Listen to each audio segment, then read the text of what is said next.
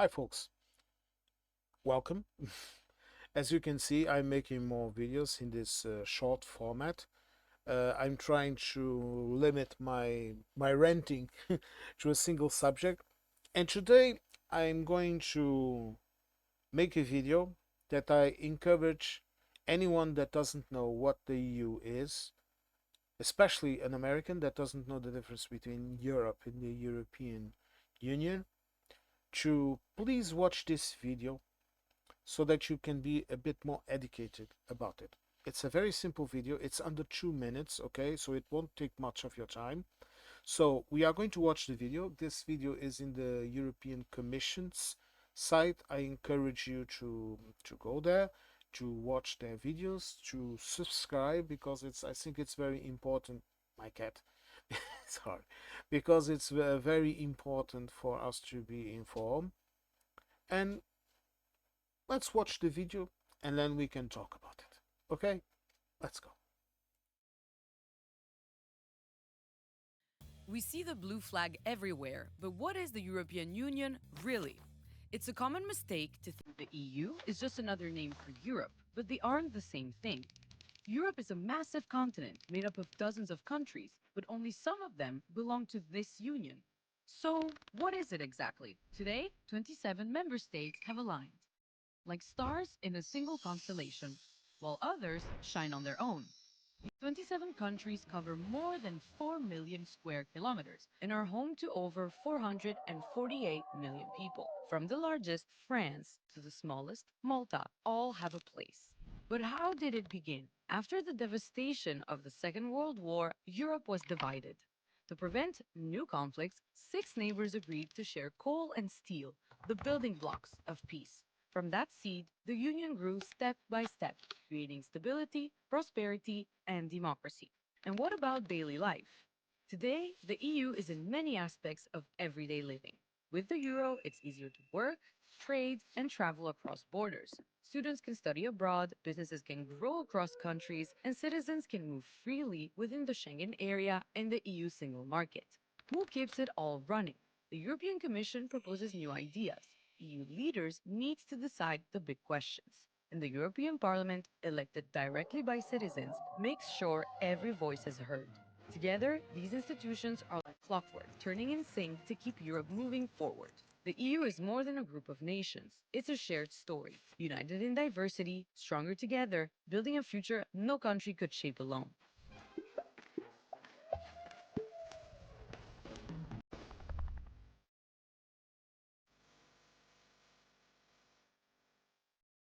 Right. Well, I guess more simple than this, it's not possible, okay? And with a catchy jazz tune in in the background, also funny. Uh, all right. You saw in this little video the main ideas in the EU that you should keep in the back of your mind when you talk about it. Number one, my friends, my dear Brexiters, my dear Americans, not the MAGAs because you cannot speak with them, I'm talking about the normal Americans. We elect our representatives in a parliament, us, the citizens of each and every country in the EU. We elect them, they go to the parliament, and there they defend our needs, they defend our yearnings, they defend our position. You have the EU leaders that meet and decide the big questions, the big things that you need to do. They meet and they decide. And you have the European Commission also to propose ideas, to organize things. And this is how the EU functions. Sorry, I had to stop to close the door. Kitty.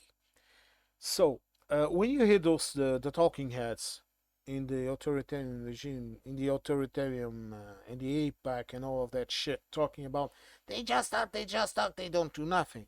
No, my friends, they talk because this is how things work. Okay? The Commission proposes what needs to be done. The Commission explains to the countries what is happening, what we have to do, what the institutions inside of the EU tell them.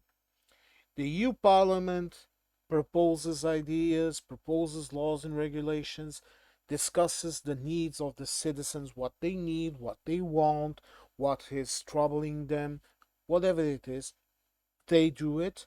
And then you have the EU leaders that come together and decide what is the best for the Europe and for their own countries.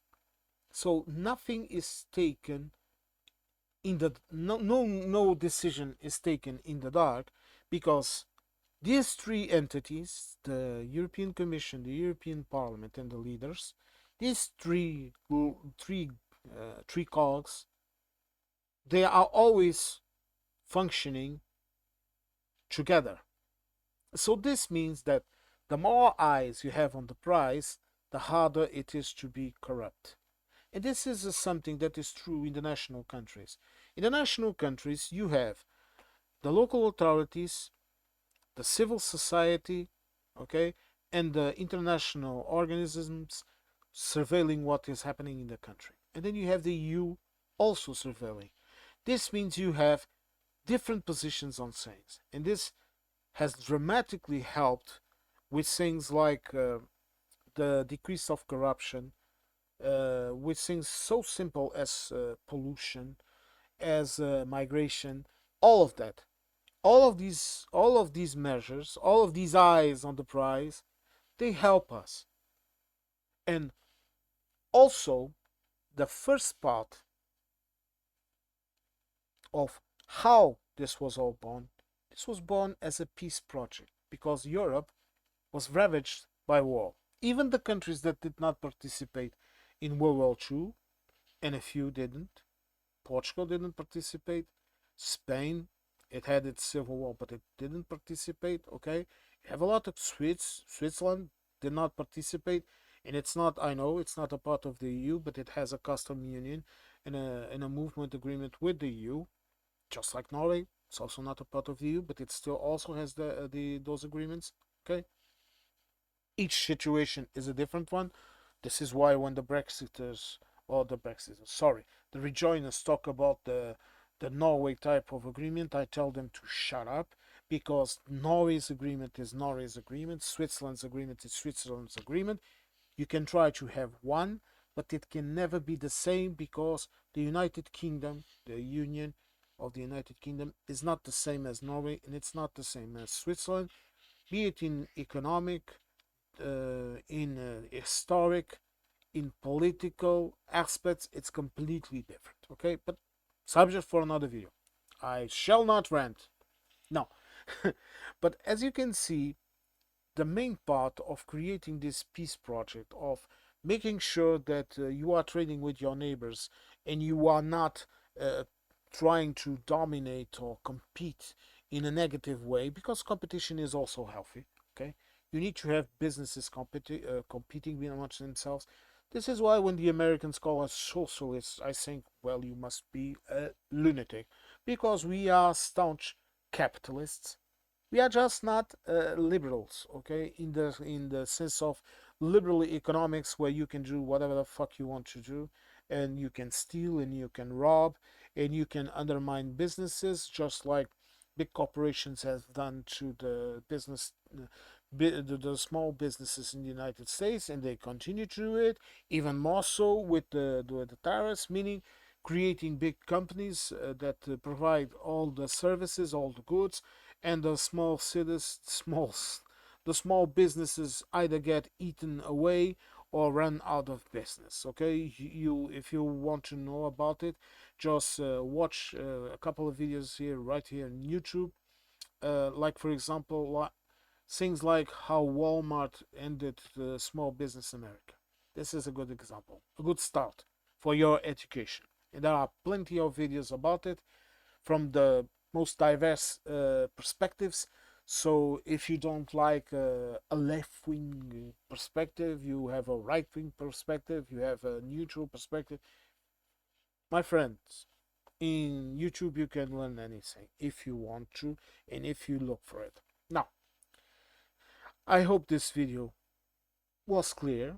I hope that you, after watching this, and you can, please, I encourage you again, go directly to the site of the European Commission, subscribe to them if you want to keep up with what the Commission is doing. They have very interesting videos like this one. They have a lot of things that I think it's important for both us European citizens to keep up with and not fall into authoritarian talking heads that keep saying the same shit, and it's getting boring. At least for me, it's boring because they keep repeating the same shit that, and they keep trying to look. They keep trying to do what Goebbels said, that a lie, when it's repeated enough, it becomes a truth. This is what they are trying to do. And personally, me, it only bothers me. It only bothers me a little, annoys me, but you know, sometimes a fly also annoys me until I squat it, because that's life. But here I go ranting again. Folks, I hope you like this new short format videos. I'm going to try to keep them coming. I'm limited to the weekend. During the week, I seldom am able to make more videos, but even so, I will try to do them because, uh, just to explain, like I have explained before I make these videos, I investigate what I'm going to talk about. If I'm going to present you with a video, I will have watched it before. This one, for example, I watched it yesterday and prepared what I was going to say, and then I have a bit of a different way of doing things. I rarely take notes or whatever. I just memorize it in my head, and then I start to speak about it. Okay, just like that. It's the way that I function. Folks, thank you all for listening to me. Thank you all for keeping coming back, watching my videos, watching my stuff, commenting, talking about it, sharing. It's much appreciated, and I hope to catch you all in the next one. Okay, stay safe.